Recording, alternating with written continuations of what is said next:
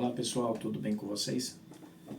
Hoje vamos fazer uma reflexão sobre um tema um pouco delicado, espinhoso, mas necessário. Sobre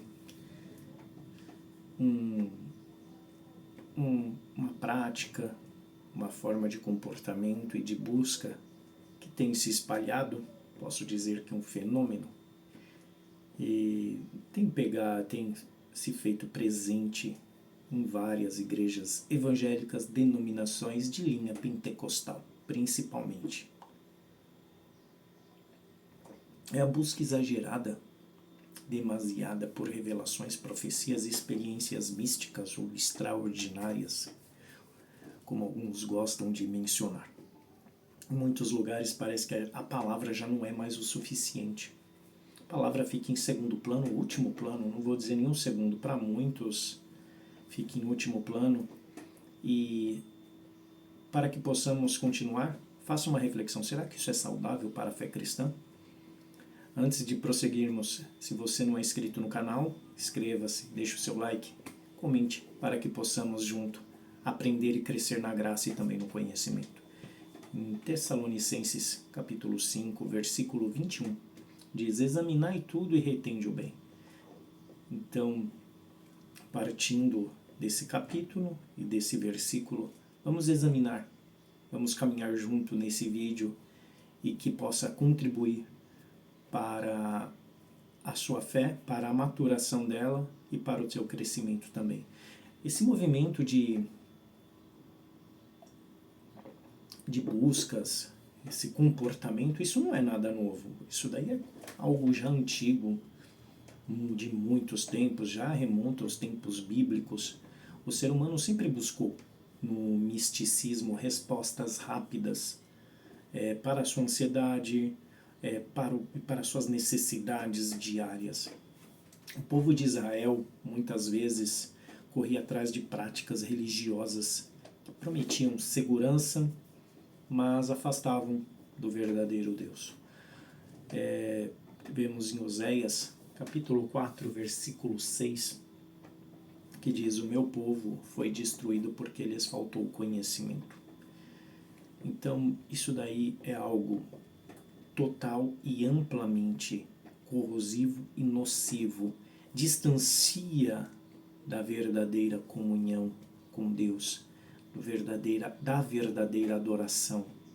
Isso daí faz com que passamos a louvar somente com lábios e o coração está distante de Deus. Isso causa muitas consequências. Essa ambição por revelações tem feito muitos se tornarem reféns de falsos mestres, pseudos profetas, e o resultado disso qual é? Uma fé fragilizada, decepções, frustrações e até divisões dentro tanto da igreja, instituição, ou dentro da sua casa, família, causando atritos e muitas vezes danos irreparáveis. A palavra de Deus, Mateus 7, versículo 15, já nos orienta: acautelai-vos dos falsos profetas que vêm a vós disfarçados de lobo, de pele de ovelhas, mas por dentro, interior, são lobos. Então eles vêm com uma bela roupagem, mas interiormente são lobos. São pessoas que simplesmente só tomaram um banho. Não houve a verdadeira e genuína conversão, não houve o entendimento, não houve o conhecimento, não houve a remissão, não houve sobre ele uma proximidade com o Evangelho. Então caminha sobre os moldes e parâmetros ainda do velho homem, trazendo consigo tudo aquela quinquilharia que o acompanhava no mundo. Muitos já têm desanimado na fé, por falta do discernimento que lhes faltou e do conhecimento das Escrituras, porque colocaram toda a sua confiança nas novas revelações, nas profecias, enxergando e não enxergando nisso uma solução, e não vendo, não entendendo a autossuficiência da palavra de Deus. Quando essas promessas humanas falham, muitos se sentem abandonados, muitos se sentem enganados, muitos se sentem frustrados, muitos querem até mesmo contender com Deus, deixam Deus de lado, Deus não cumpriu, Deus não fez, e querem pôr Deus na parede, questionar Deus por conta de uma promessa humana, proveniente de uma busca vazia, esquecendo que a maior promessa que Deus fez nas nossas vidas é a salvação das nossas almas. Então, muitos são dotados também de uma imaturidade espiritual junto à falta do discernimento e acabam sendo levados a esse engano. Tem também o fator da autopromoção, que essas pessoas que se denominam profetas, são pseudo-profetas, simpatizantes do Evangelho. Eles querem uma fama, eles querem massageio do ego, eles querem um palco. Muitos transformaram o púlpito em palco, exploram as pessoas, a fé delas, que já são fragilizadas, buscam fama, correm atrás do engajamento, do status, usando a fé como mercadoria. A palavra diz que nos últimos dias muitos viriam pregar a fé como um ato de ganho. E não é só na igreja, em lares, casas e tantos outros lugares, sempre tem um para explorar a fé alheia. E esquecendo que em João 3, versículo 30 diz: convém que ele cresça e que eu diminua. Essa atitude de muitos expõe o Evangelho, deprecia a imagem daqueles que realmente fazem um trabalho sério, principalmente no campo da evangelização, daqueles que são pregadores sérios do Evangelho e que pregam a verdade genuína e não se apropriam da fé dos fiéis e acabam expondo eles ao ridículo por conta da má conduta de outros. E muitos só querem a performance, fazem competições. Quem prega mais, quem tem a maior eloquência, quem tem a maior revelação, a maior visão, quem vai impactar mais o povo, ou seja na igreja, ou seja num local que estão buscando somente se mostrar, se aparecer para fazer com que ele venha a ser notado pelo povo, uma busca de validação. Aonde Deus é louvado e adorado nisso, a adoração fica em último lugar. Como eu disse um pouco anteriormente, o povo louvando com os lábios, mas o coração distante de Deus. Deus não está nisso, não tem validação divina nenhuma e Deus não está em nada disso, reunir apenas para se autopromover, para massagear o ego. Isso não é evangelho, isso é vaidade e a busca por notoriedade. 1 João 4, versículo 1, nos diz claramente: amados, não creiais em todo o espírito, mas provai os espíritos, se vem de Deus. E isso também, vou entrar um pouco na minha área, na psicologia, na psicanálise, os efeitos que causam no cérebro, que são nocivos, perigosos e causa muitos problemas. O efeito emocional no cérebro é um ponto importante que tem que ser destacado e muitos desses movimentos que não são guiados pelo Espírito Santo, mas pelas emoções humanas.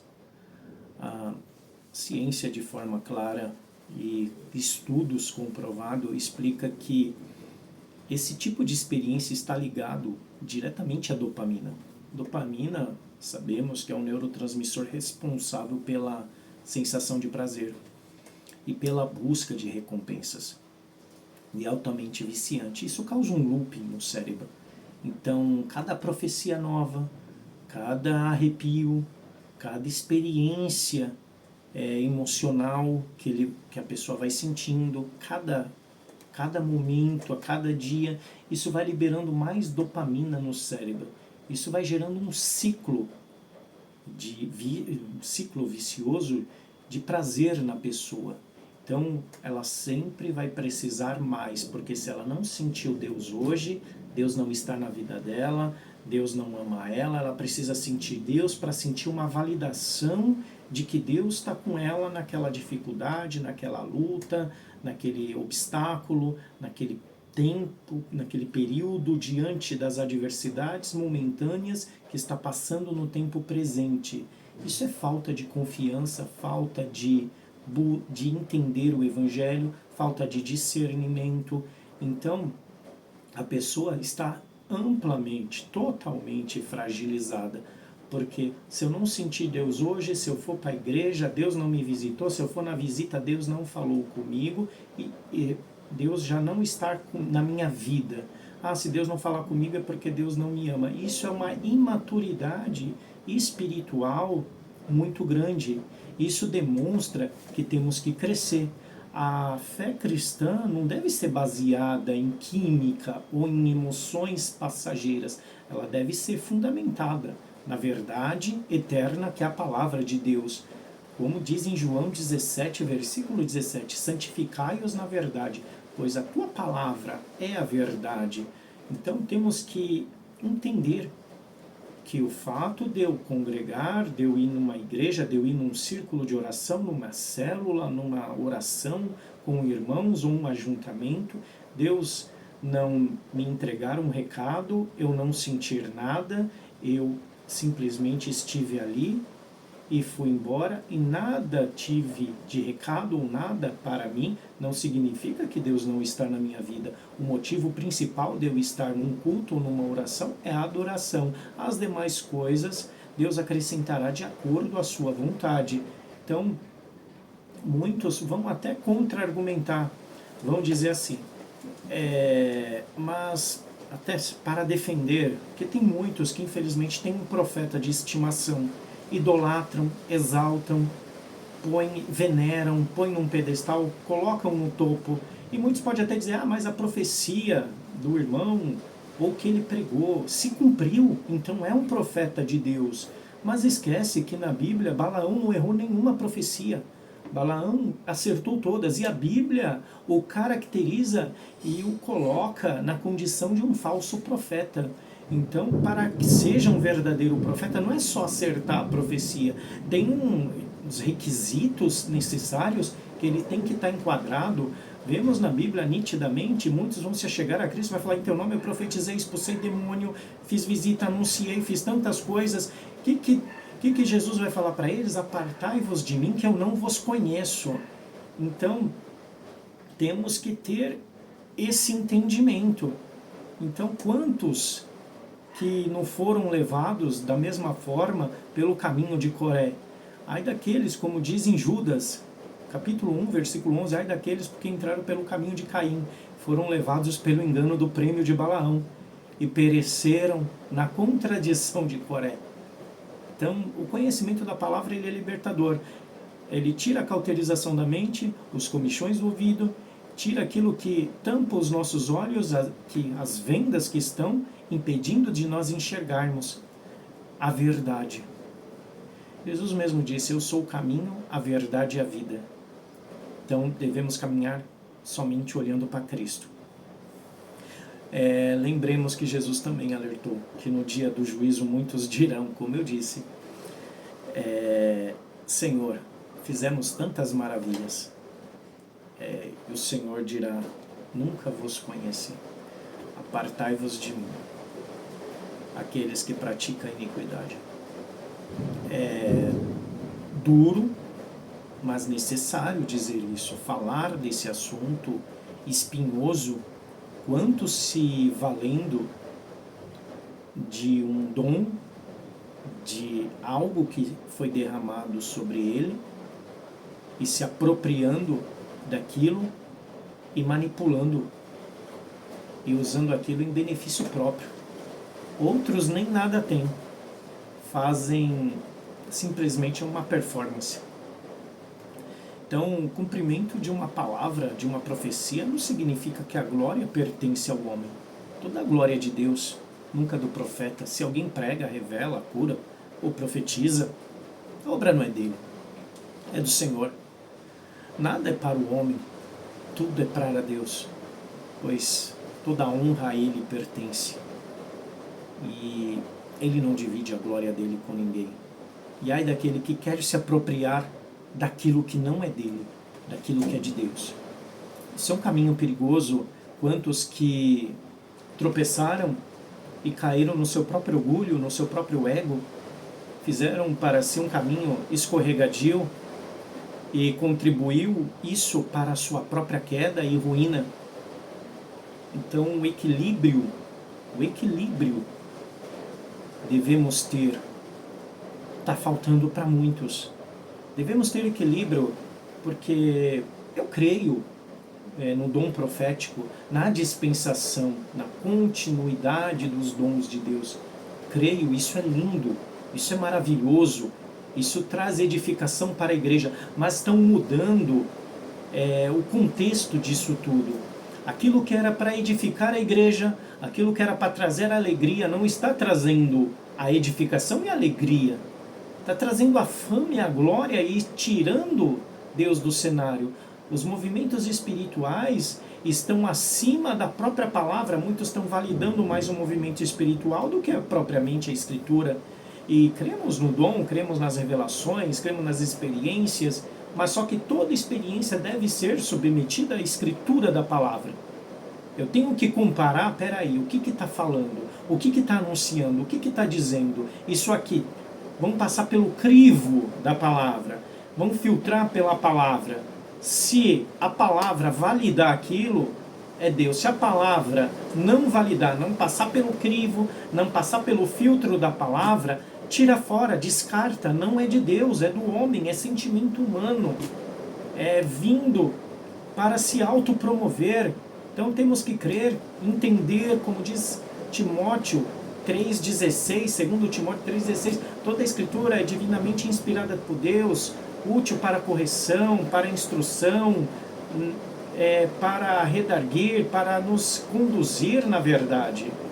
Então temos que também fazer menção de Gálatas, que diz, e ainda que um anjo viesse nos pregar outro evangelho, que não fosse esse que vos foi revelado, que esse mesmo seja anátema.